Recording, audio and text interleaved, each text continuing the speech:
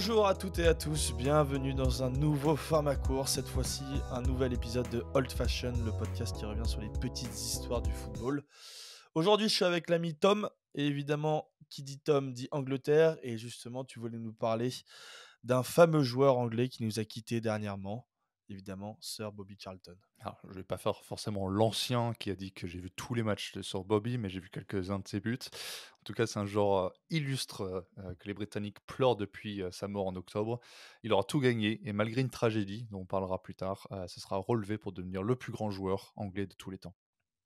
Alors justement, parle-nous de ce petit Sir Bobby Charlton, un joueur que bah évidemment on n'a quasiment jamais vu jouer à part des images d'archives, mais Ou voilà Alex. tu. Ou Alex, voilà, exactement. Mais voilà, tu peux nous en parler? Alors, il est né le 11 octobre 1937, 2 jours avant moi, du coup, hein, donc bon, illustre Ouais. également. Dans le nord-est de l'Angleterre, le petit Robert Charlton entre dans une famille de football. Son père était mineur au nord de Newcastle, mais du côté de sa mère, c'est foot à fond. Jack, George, Jim, Stan, bon, il y a plein de noms. Mais en tout cas, les Milburn, ils furent tous joueurs de première division, mais surtout le cousin de sa mère, Jackie Milburn, qui était pendant près d'un siècle le meilleur buteur de Newcastle, avant d'être dépassé par Sir, bon, pas encore, mais bientôt, Alan Shearer. On reviendra plus tard sur son frère Jack, qui a joué avec Bobby en sélection. Dès ses 15 ans, Bobby il est repéré par les scouts de Manchester United, entreprenant une formation d'ingénieur à l'époque. Il deviendra finalement professionnel en 1954 sous la houlette du manager Matt Busby. Légendaire coach de l'après-guerre, Busby reconstruit le club pendant près de 30 ans, créant la fameuse équipe des Busby Babes. Sous la houlette de ce manager écossais, Charlton s'impose rapidement comme un joueur clé des Red Devils. Positionné comme milieu offensif au fil de sa carrière, c'était surtout un très grand buteur. Vainqueur de son premier championnat en 1957, l'équipe passe tout proche du premier doublé de l'équipe anglaise avec une défaite en finale de la Coupe. Au sommet de son art, cette équipe était malheureusement foudroyée par un drame historique l'année suivante. Ouais, on sait justement que cette équipe était assez dominante sur le plan national, mais comme tu l'évoquais il y a quelques instants, il y a ce fameux drame avec ce crash d'avion. Oui, absolument. Après une première très belle saison en Coupe d'Europe avec une demi-finale perdue contre le Real, United revient plus fort en 1957 pour aller au bout. Une très belle équipe, les Red Devils atteignent les quarts de finale contre le Red Star Belgrade. Défait 2-1 à domicile, c'est un doublé de Charlton au retour en Yougoslavie, qui permet aussi de continuer au prochain tour. À l'époque, bon, les vols, c'est pas pareil, hein. Ils peuvent pas faire tout le trajet depuis l'Europe de l'Est et s'arrêtent à Munich pour remplir en fuel. Enneigé, l'aérodrome allemand ne permet pas un décollage dans les meilleures conditions. Après 2 décollages avortés, l'avion décolle enfin. Bon, c'est une piste très glissante avec un staff et des joueurs déjà très inquiets. Et malheureusement, le drame arriva. L'avion touche malheureusement la barrière à la fin de la piste et une aile se déchire dans la maison d'à côté. L'incident provoque la mort de 23 personnes, dont 8 joueurs de l'équipe. Et justement, à ce moment-là, Charlton est retrouvé quasiment mort, notamment par son coéquipier, le gardien Harry Gregg. Ouais, le portier continue la mission de secours en solitaire, sortant Matt Busby et d'autres joueurs au fur et à mesure. Capitaine de l'équipe, Roger Byrne et 7 autres joueurs meurent sous le choc de leurs blessures dans les semaines qui suivent. 2 survivants ne rejoueront plus, laissant seulement 6 joueurs de cette illustre équipe capables de porter le club vers un nouvel élan, malgré ce destin tragique. À seulement 20 ans, Charlton fait figure d'emblème pour cette reconstruction. Chaque année, le crash de Munich est commémoré à la date fatidique du 6 février 58. Ouais, un destin absolument tragique qui rappelle un peu justement le crash de l'équipe de Chapecoense, l'équipe brésilienne qui avait eu lieu en 2016. Est-ce que ce désastre justement, cet événement tragique, va redémarrer quelque peu la légende de Sir Bobby Charlton? Absolument, je disais tout à l'heure qu'il était un peu l'emblème pour relancer la construction de ce club. Bon, nombreux pensent non seulement que cette équipe de Manchester pouvait tout gagner, hein, avant le crash évidemment, mais également que l'équipe d'Angleterre aurait pu remporter quelques titres de plus. Bon, sachant qu'il n'y en a qu'un seul actuellement, la Coupe du Monde 66. Mais avec les joueurs décédés, ils auraient pu aller beaucoup plus loin dans d'autres compétitions dans les années 50 et 60. Il faut pas, voilà, faut continuer de l'avant. Moins d'un mois après l'accident, Charlton est de retour sur le terrain. T'imagines un peu le truc, tu sors d'un accident d'avion et tout de suite tu es sur le terrain. Bon, on parle aujourd'hui de exploitation des joueurs. Franchement, je pense qu'on n'était pas très très loin à l'époque, hein. Bon, en tout cas, il est de retour pour relancer son club, évidemment. Bon, bah, il est éliminé en Coupe d'Europe par l'AC Milan en demi, qui n'ont pas été très sympas avec eux, hein. La moitié de l'équipe manquante, ils ont quand même essayé de les déglinguer. Euh, et ils atteignent à nouveau une finale de FA Cup le jour du retour au travail de Matt Busby, qui lui était un peu plus blessé dans l'accident. Malheureusement, il faudra attendre la finale de 63 pour voir United remporter enfin un titre. Les sommets en club et en sélection pour Charlton arrivent à la fin des années 60. Ouais, notamment avec son équipe nationale, les Three Lions.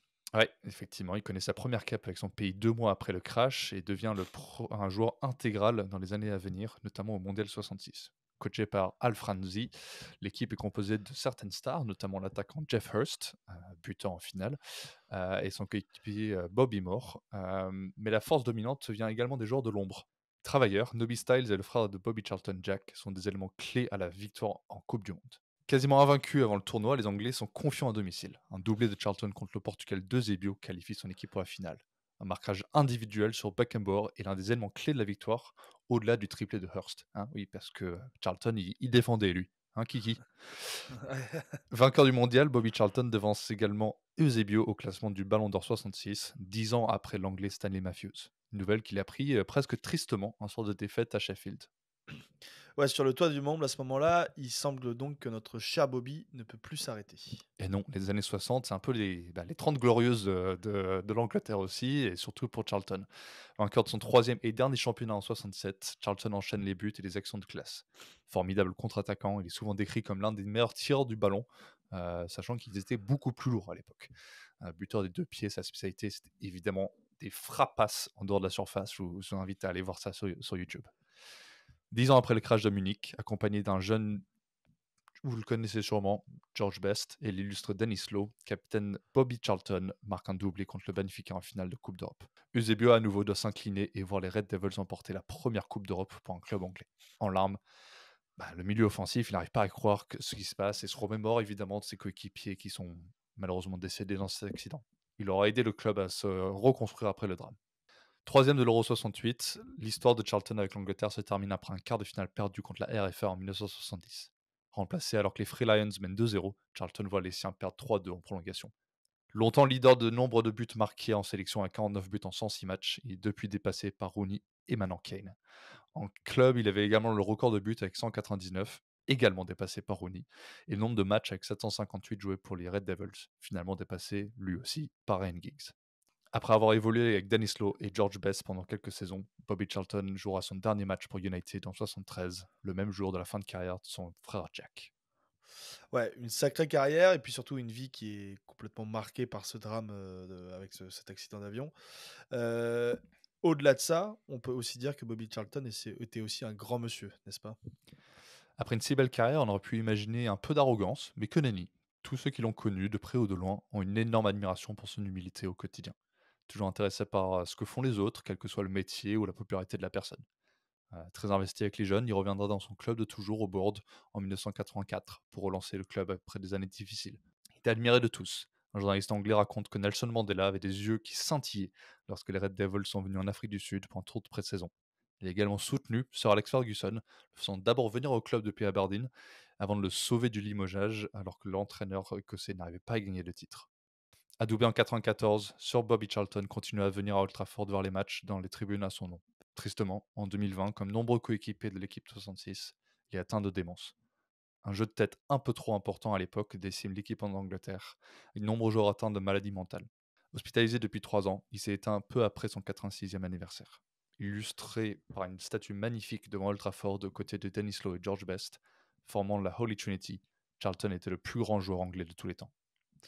Et justement, à sa mort, les hommages ont fusé, je suppose.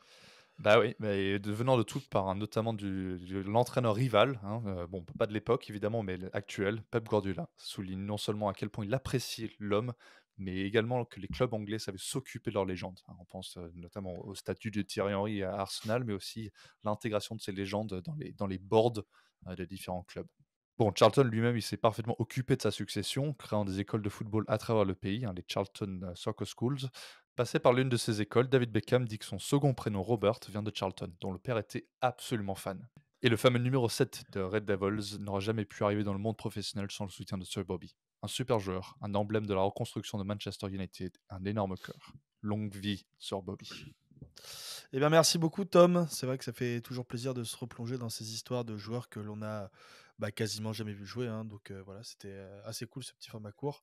Je t'en remercie et je remercie évidemment toutes les personnes qui nous ont écoutés aussi. N'hésitez pas à vous abonner sur nos réseaux sociaux où vous avez évidemment tous les liens sur notre site internet et sur nos plateformes. Donc voilà, n'hésitez pas à vous abonner et nous on revient très prochainement pour un nouvel épisode. Allez, ciao, ciao.